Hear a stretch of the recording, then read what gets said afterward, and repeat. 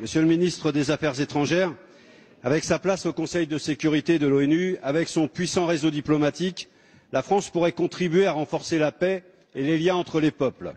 Mais au lieu de cela, l'armée française est intervenue la semaine dernière au Tchad pour des raisons parfaitement contestables, réactivant les pires moments de la France-Afrique et déchirant l'hypocrite discours de Ouagadougou où Emmanuel Macron en appelait à un tournant des relations franco-africaines. En protégeant le président Idriss Déby, qu'elle a elle-même mis au pouvoir il y a près de 30 ans, la France poursuit son travail colonial.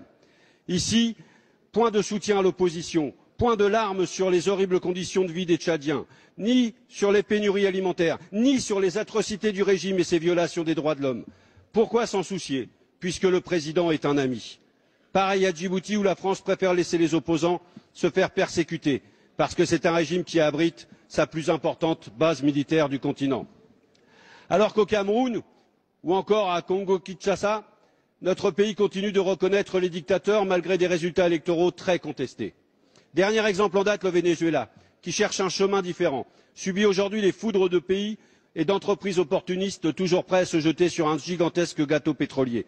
Vous avez préféré écouter ceux qui mettent les peuples à genoux pour se poser ensuite en sauveurs, plutôt que d'écouter réellement le peuple. Sans aucune légitimité, l'Élysée a donc décidé de jeter par-dessus bord le peu d'indépendance qu'il nous restait vis-à-vis de la Maison-Blanche.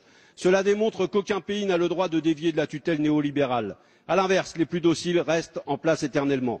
Une France aux ordres n'a pas d'avenir sur l'échiquier international. L'heure est venue pour le président Macron d'entendre les attentes du peuple français et de s'appuyer enfin sur ses représentants pour changer la donne. Les députés communistes vous le demandent. Qu'attendez-vous pour agir?